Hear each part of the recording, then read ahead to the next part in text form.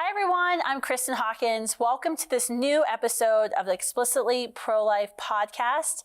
Today, I have a very special guest and a good friend, Richard Harris. Richard Harris is the Executive Director of the Truth and Liberty Coalition. He also serves as the General Counsel of the Andrew Wommack Ministries at Ancharis Bible College. And you're also a pastor here in Woodland Park, Colorado, right? That's right. Which is where we're at. We have beautiful Pikes Peak behind us today. Amen.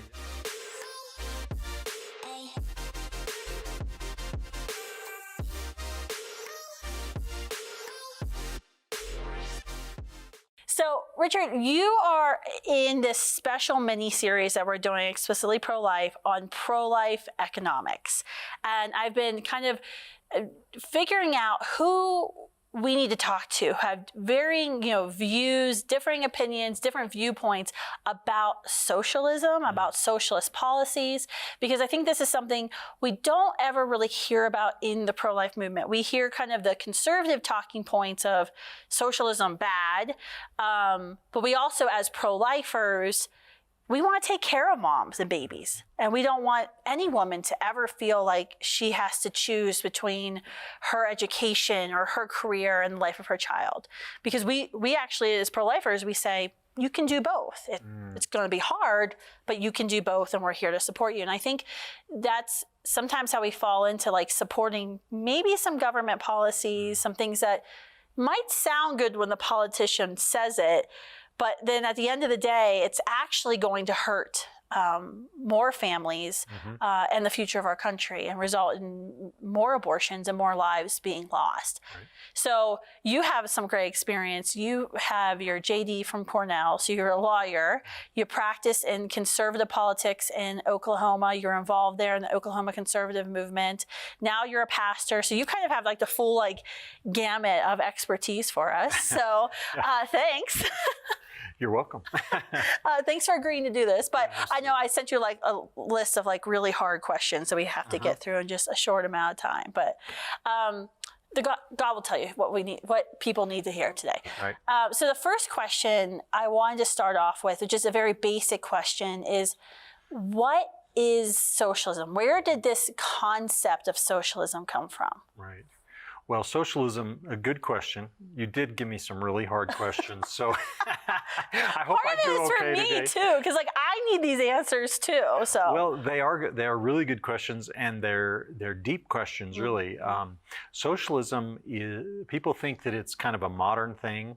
The truth is that socialism goes all the way back to the beginning of the history of mankind. And you read in the Bible, one of the first things that happened after the population of the earth began to increase was the Tower of Babel. And a guy named Nimrod, who became a king, and he brought everybody together and essentially made them slaves to build a tower for communal benefit. And God looked at the situation and said, this is not good, because whatever is entered into the heart of man to do, he's able to do now. And he scattered us, created nations in different languages. Socialism is basically, it is, well, I'm just going to lay this out here and say it.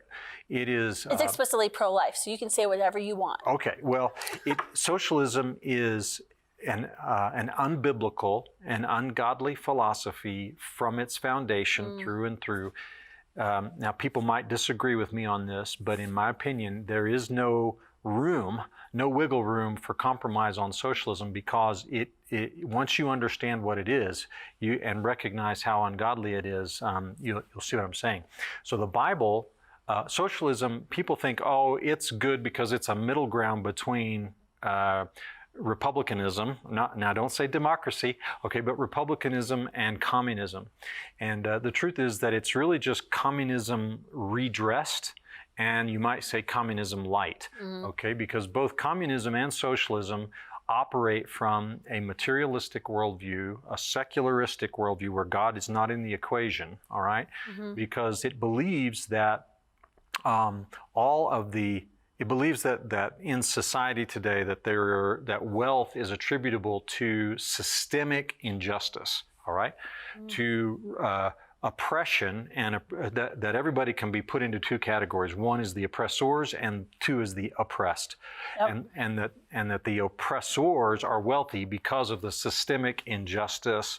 And so it's the job of government, according to socialists, it doesn't matter what level or degree, they all believe this ultimately, is that it's the job of the government to come in and redress that systemic injustice by redistributing wealth and controlling what happens in the economy. I mean, that's what Kamala Harris said, now the vice president, during the election. She was saying equality of outcomes. Correct. Not equality of opportunity. Right. And I don't think anyone really paid attention to this. We would need to ensure equality of outcomes. Yeah, and there's a radical difference between equality of outcome and equality of opportunity. Equality of outcome means the government, by force, will come in through the inherent force power, of the police state and redistribute wealth in order to assure equal outcomes regardless of personal choice, right? So it's always regardless of personal choice. Wow.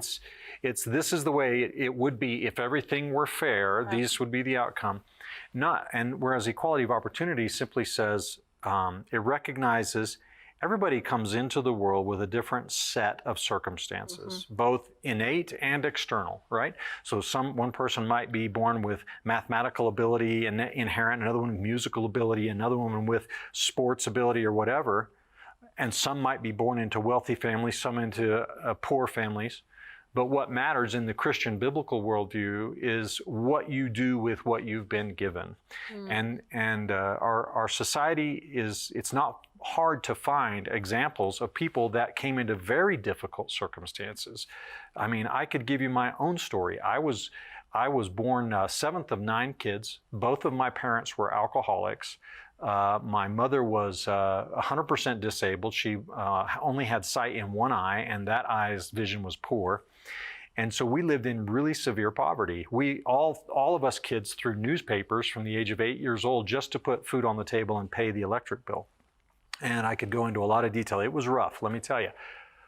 But because of the values that were instilled in me, and because of the Christian influence in my life, and other factors, I had developed certain habits and convictions, and I worked hard, and I applied myself in school, and I did well in school. I wasn't a great athlete or anything like that, but I did well in school, went to law school, got a scholarship at Cornell University, went to Cornell Law School, and now, I'm doing pretty well. And so you can overcome in this life, right? You can overcome, regardless of how severe your circumstances are. I like to look at Clarence Thomas on the United States Supreme Court. He's born into abject poverty in the Deep South. He was black, and according to liberal socialist philosophy, he had no chance. But he didn't view it that way, and he took advantage of his opportunities, learned, applied himself, and so on. And now look, he sits on the highest court in the land. So the difference between equality of outcome and equality of opportunity is the Christian worldview says the purpose of the law is not to assure equal outcomes because everybody makes their own choices in life. But the purpose of the law is to assure that the law is applied without partiality to all people, regardless of race, color, anything else. That way, everyone has the same opportunity under the law to take advantage of the circumstances and God's grace in their life. Wow. That's a lot.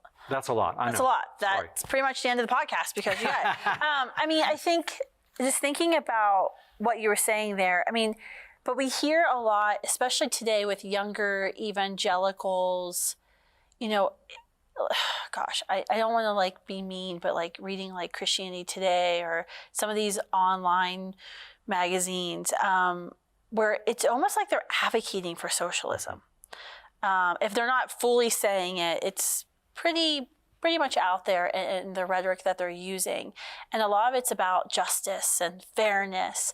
What do we say? I think a lot of folks, they fall into this because of what I said earlier we do want to take care of our fellow human beings. That's, as pro-lifers, we believe every human being has value. Right. And we should treat human beings with dignity and respect. So what are some of the ways, you're obviously a very politically conservative individual. You can look at your bio and you see and some of the events I've spoken at with you, alongside you at in the past. But I think sometimes conservatives as a whole, political conservatives, get a very bad rap of not really caring about the individual, or only caring about the person generating wealth and making money. What do you say to a young person who says, well, I'm a liberal, I'm a socialist, I'm a progressive, whatever label, there's a bunch of labels, because I'm a Christian? To claim to be a socialist because you're a Christian is a contradiction in terms.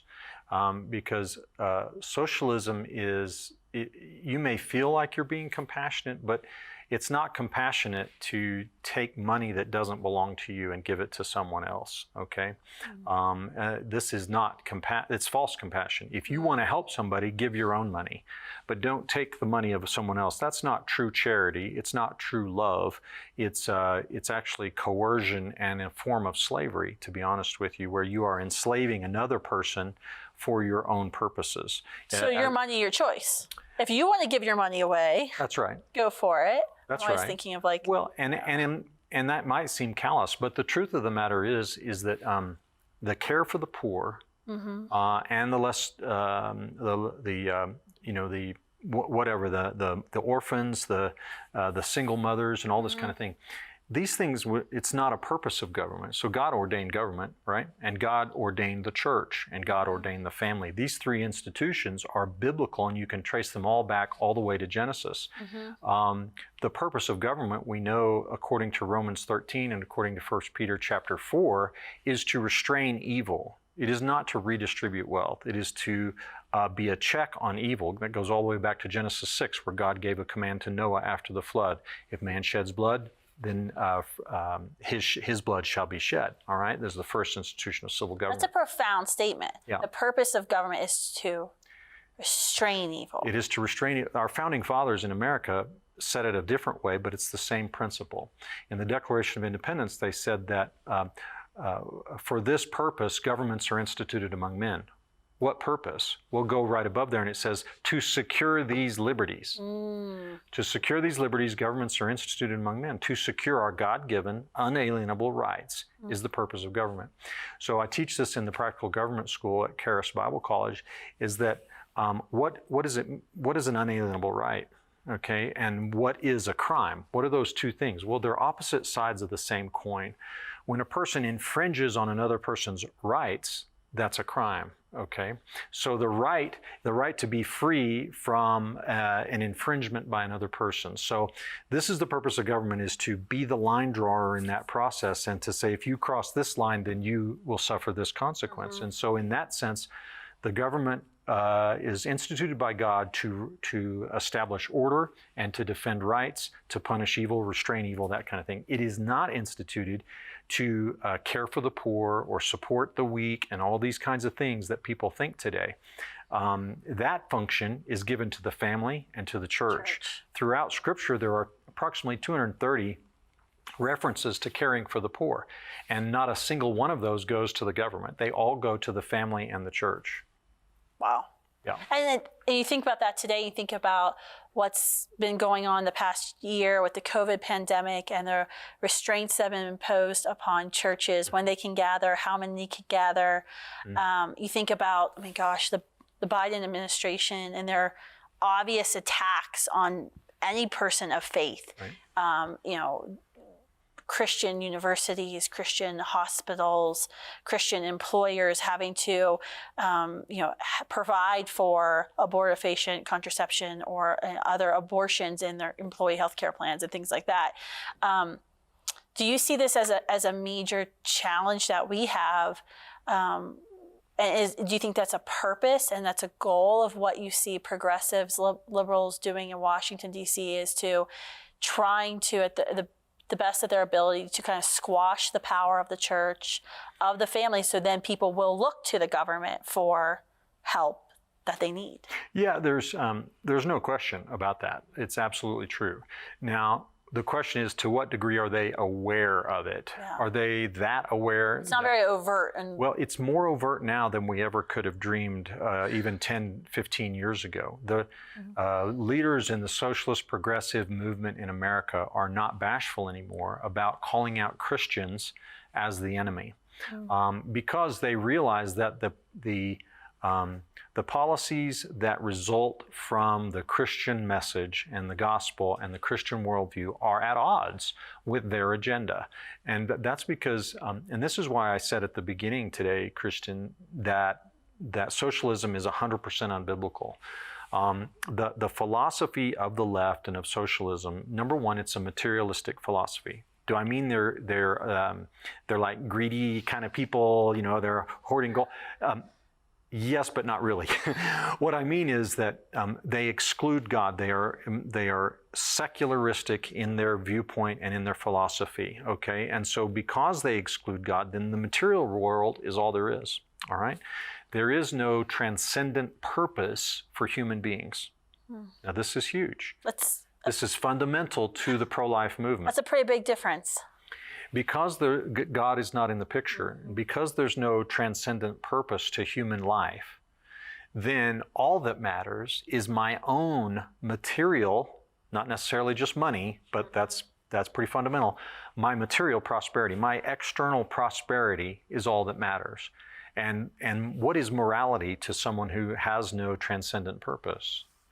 Morality is simply whatever advances what feels good and seems right to me, okay? And so the external, manipulating the external, controlling the external, this is what socialism is. It's what liberal philosophy is, and that's why killing the unborn is okay to them, because in their limited materialistic viewpoint, children are a liability, okay? Children are not a blessing. Psalms chapter 127 says, I pulled it up here, I wanted to read it today for you. It says, the Lord has done great things for us, whereof we are glad. Actually, I think I might be in the wrong place here. Yeah, I sure am. But Psalm 127 says that children are a heritage of the Lord, and blessed is the man whose quiver is full of them. So, the secularist humanistic mindset of the left doesn't account for that because God is not in the picture and the Christian worldview is not in the picture. And so children are a financial liability. And so since all that matters is my own material advancement, it's okay to get rid of kids. And this is why socialism comes from the same root. It is fruit on the same tree as the abortion movement. And philosophically, once you understand the roots of these things, then you can see how I don't like the word capitalism. I think it's a pejorative term put on free enterprise by Marxists, okay? A better description or descriptive term for the opposite of socialism is free enterprise. Okay. So free enterprise is a biblical concept, okay, that has deep roots in the Bible, and it actually, can I keep going? I know this is a long answer. No, this is great. This is fascinating. You can cut I whatever you want. actually regret not having a pen right now to write this down. I'll have to rewatch my own podcast.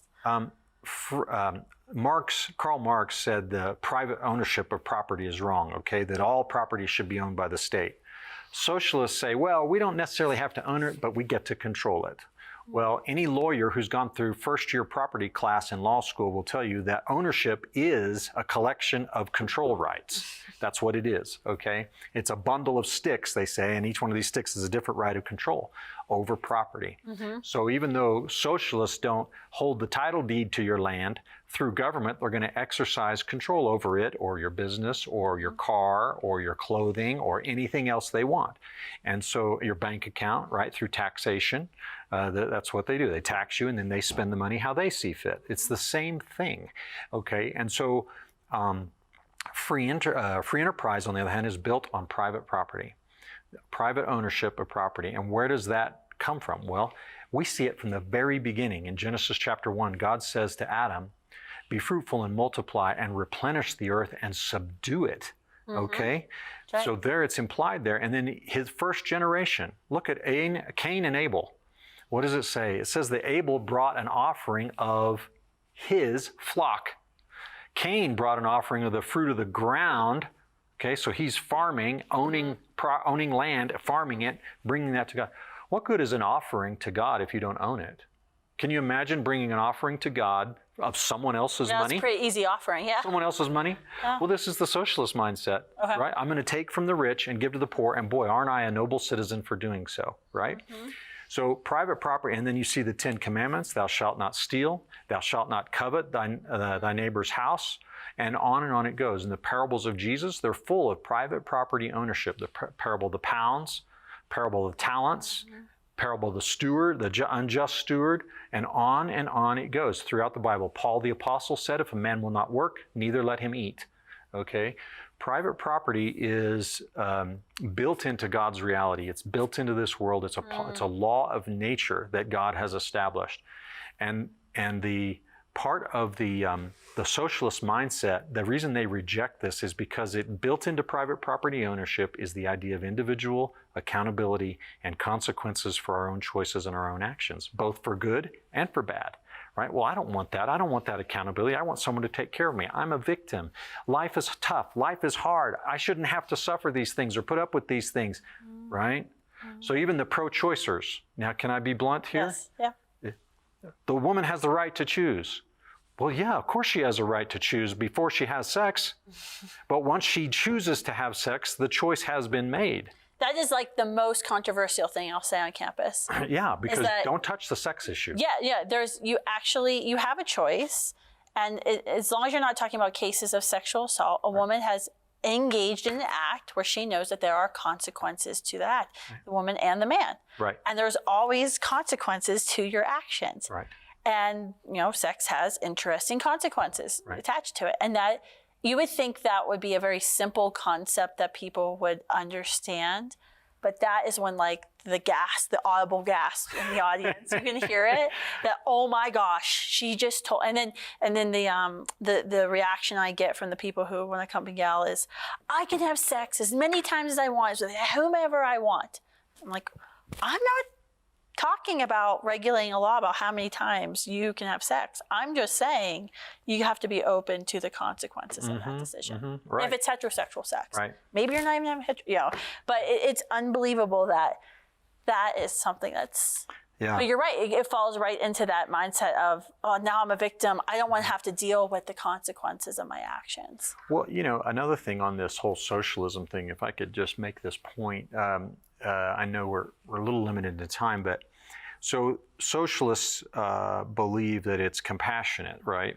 But and it may have a short-term relief of suffering might occur through a socialist policy in an individual case. Maybe now it's short-term. Like healthcare, in a short term, in that individual's case, it may relieve their suffering.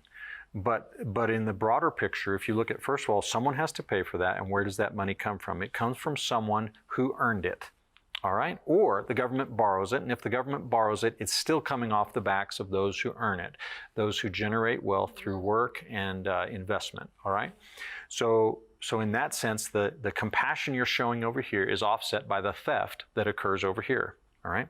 So it's truly not compassionate in that larger sense. But if you look at what it does to the economy as a whole, it is absolutely not compassionate. So there's a phrase that says a rising tide lifts all boats.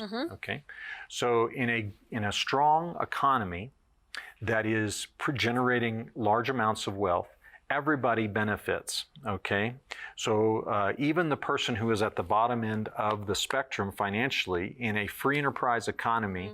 Now I'm going to qualify what I say here. When I say free enterprise, I'm not talking about an economy that has abuse in it. The purpose of the law is to prevent things like fraud, monopoly, people that or transaction where there's not adequate access to information to make good decisions. Okay, so the law is good when it's used for those things.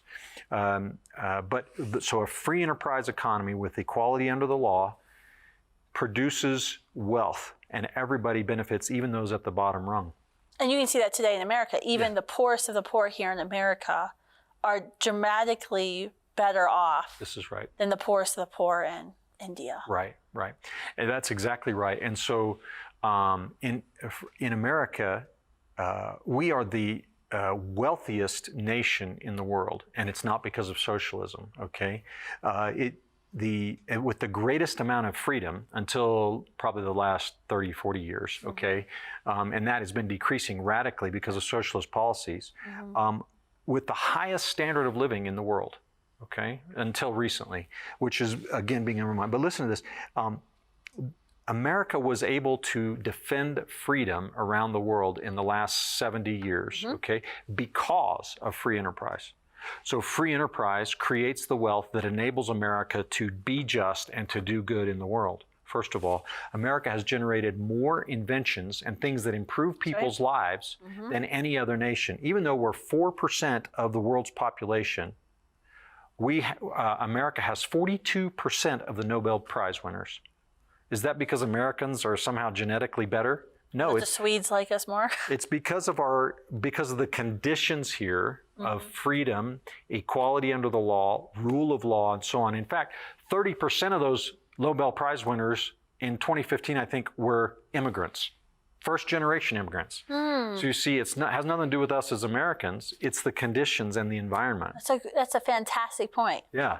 So, like, you don't see people breaking down the door to get into Mexico or to get into China, all right, or Russia, or Cuba, or Venezuela, socialist countries, even Canada, okay, which is going down the tubes pretty fast. So exporting all their bad policies here. Right. So the wealth that's been generated because of free enterprise has blessed all of us. If we didn't have this, take us back. We would not be who we are, and America would be in poverty just like anybody else. So that's something to really think about. Now, why does socialism... And that's important because if we're pro-life, and you always hear like people, especially more political progressives, have these very, they don't want to be anti-abortion, but they want to redefine our term of what pro-life is. It's highly annoying. People who are pro-abortion want to tell me what pro-life is. But that's really what they're always saying, right? Is we want to take care of the poor, we want to help the vulnerable. But even if you subscribe to that view that pro-life is this all-encompassing term, which it's not and it never should be, and we've had episodes about that, if you subscribe to that term, you should still oppose socialism. Yeah, absolutely. And socialist policies. Absolutely. Well, I mean, if you look, we were talking earlier about government role and private role. The most effective delivery method for pro-life services or private entities, private organizations. The most effective delivery method for any charitable service is private organizations, not the government, right? So take the numbers for Salvation Army even and compare them to DHS, for example. There's not going to be any comparison at all. And the Bible recognizes that because to be an effective minister of grace and charity to someone, you need to know that person, don't you? You need to have contact with that person. Have a relationship. There needs to be accountability in that relationship, doesn't there? There needs to be structure and this kind of thing.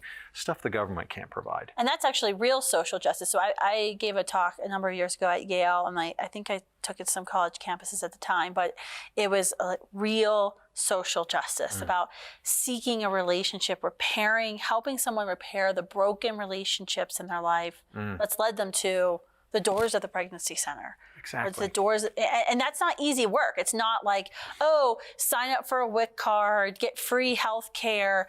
That's not going to, at the end of the day, solve her problem, because the root problem that she faces is loneliness, abuse. She's been turned away from her family. That's so good. And so it's like you can give her all the money and material resources you want, but it's still not going to actually take her out of poverty. It's not going to stop the cycle of poverty that she's living in. In fact, she might just find herself back at the abortion facility's doors. And at the root, God is the source of all that healing, right? For someone to break those cycles in their life, they have to change their attitude, their mindset about who they are. They have to know who they are, right? That they are valuable human beings created in the image of God, and that they can trust Him for good, and they can follow His word and His commands in their life, and it will produce good, not harm. This kind of discipleship is the answer. Throwing money at somebody is not the answer, because it doesn't change their behavior. It doesn't change the root cause of their problems, which, as I said earlier, choice. Everybody gets to choose, right? And when it comes to economic prosperity, have you ever seen a lottery winner, right? they may win $100 million. But if they don't have any character or any understanding of money, in a year, 2 years, 5 years, that money is going to be gone. You look at the statistics on lottery winners, you don't see a bunch of millionaires, right? That's because money just doesn't work that way. It's a result of our choices and not really of circumstances. That's a great point. So as we're wrapping this up, I guess one of the questions that's going to be coming up in the next couple of months, as President Biden's unveiled his new big gigantuan spending plan, and he's going to cure every societal ill. One of the things that President Biden had recommended in his address to Congress was, a national paid family leave plan. And there's conservative ways to do it. There's been, Joni Ernst and Marco Rubio. Republican senators have proposed plans of taking, an advance essentially from your own Social Security fund to, if you want to stay at home for 6 weeks or 8 weeks and your, employer doesn't provide that. There's a more Democrat plan where it's a payroll tax and business owners have to pay more money as well. But so I think there's going to be a debate about that coming up, and Students for Life will be involved in that. But what do you say to? And do you have any, policy prescriptives? So how do we, without subscribing to socialism, saying, well, we have to take from this person and give to that person, how do we get to some of these root problems and address some of these challenges we face in our communities of children who are born to single parents, single mothers, and who, from a very early age are on their own with their moms at work trying to make ends meet, who then have to go into a failing school system where they're not getting education, like in Baltimore, it's like the statistics coming out of the Baltimore public schools, they can't read, over 90%. It's unbelievable, and they're getting high school diplomas. And so what do we do? What do we do here as Christians? Yeah, well, great question. I'm going to tell you the very first solution is that we need to introduce God back into every aspect of our culture and life, because the Bible says that the entrance of thy word, O Lord, giveth light. Okay? So we kick God out of the schools and we make our education completely secular. Children are then taught that they are an accident, right? They evolved from slime and your great-great-great-great-grandparents were monkeys or whatever the case may be. And this whole meaninglessness to life takes over, again, the secularistic, materialistic philosophy, which leads directly into immorality and self-destructive behavior and the destruction of families. It all ties back to God. So the solutions to these problems are not easy, but the solution must begin with God, because that's the only way for us to think right. It's the only way for us to understand. And plus, I have my answer is the church. Okay, I speak to the church. The church has abdicated the role of caring for the poor, of caring for the orphans, of caring for the less fortunate in society and taking care of people, and turned that over to government. The church has abdicated its role in education. And so it's very difficult for Christians now to stand up and point the finger and criticize social welfare programs, because what are we doing? Are we really offering an alternative?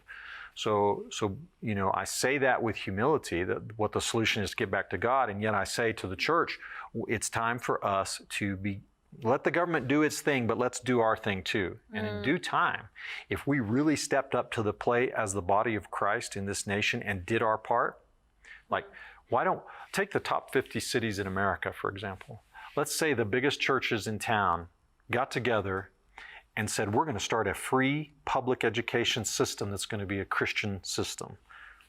They'd have the best education system anywhere. Parents would be lining up at the door to get into it. Down the doors to get their kids in. Absolutely. And don't tell me you can't afford it. You could afford it, okay? You could find the money for that. But here's the thing. It begins with God. It's getting back to a Christian biblical worldview, allocating responsibility where it belongs, letting government fulfill its God-given role, and the church and the family its God-given role. And over time, these problems would begin to heal themselves. But it wouldn't be an overnight fix. It's a long-term solution. But the church needs to begin to stand up and do what the Scripture commands us to do. That was a perfect ending to that, because I think that was really important, of thinking about how we as Christians, as pro-lifers, what are we called to do, Right. and to step up and do more. And that's what we do. I think that's probably one of the most frustrating things we hear as pro-life advocates all the time is, well, what do you do for moms? What do you do for the babies? And people, they don't really want to answer our questions about abortion, so they deflect that answer, and then they want to attack pro-lifers. Right. And I think, we've talked a lot on this podcast about being very clear about this is what we do, and this is who we are. The fact that we, run more than 2,000 pregnancy resource centers and maternity homes across the country. We are, especially on college campuses, you don't see the Planned Parenthood group lining up to go to the campus health center to troubleshoot solutions, or you don't see the Planned Parenthood group walking alongside a woman who's pregnant and wants to stay in school and go before the administration and say, hey, we need special parking permits, and hey, that was discriminatory, we need this. So I think we just need to be a little bit more bold about saying this is who we are, and then we need to, if we're not doing this work, we need to step it up and challenge our church to do it as well. So thanks for coming on today. Thanks for having me. This was really great. Like I said, I'm gonna have to go back and listen and watch this again myself and take notes, because I'm gonna have to really think about some of the especially the biblical references you gave us today, which I think was so helpful. So how do people follow what you're doing? I mean, Charis Bible College is beautiful. It's up here in Woodland Park. It's Colorado Springs, up on the mountain. So you teach over there as well as lead Truth and Liberty. So how do folks follow what you are doing, stay in touch with you? Because I think a lot of people are going to be like, who is Richard and how can I get to know him more? So they can check out Truth and Liberty on the internet at truthandliberty.net. One word, truthandliberty.net. Charis Bible College is Charis, C-H-A-R-I-S, charisbiblecollege.org or org. Okay, so Charis is we have in there a third-year program that has different areas of concentration for the Bible students. One of them is the practical government school, so that's the part that I'm involved in. And we train believers on the government, God's purpose for government, Christian heritage of America, how to get involved, and this sort of thing. So it's a great program there. So. And then my ministry is called upstreamministries.com if they want to check that out. So that's awesome. Yeah. So you have a lot of ways to follow up with Richard and everything he's doing here in Colorado and across the country. So thanks so much for coming on today. Thanks for letting me host the podcast here in beautiful Colorado. It's fantastic. So it's wonderful background. Oh, you betcha. Thanks everyone for tuning in to this special episode. As you know, we are in this special season on pro-life economics. Make sure you subscribe and you tell your friends to tune in, especially for this episode, especially with anyone you know who's an active Christian, Christ follower, who has a little bit of questions about politics and how we apply the role of government in our lives, and what we should be advocating for to be pro-lifers, to care for women, to care for children, without falling into the trap of advocating for socialist policies. Thanks so much, guys. Bye.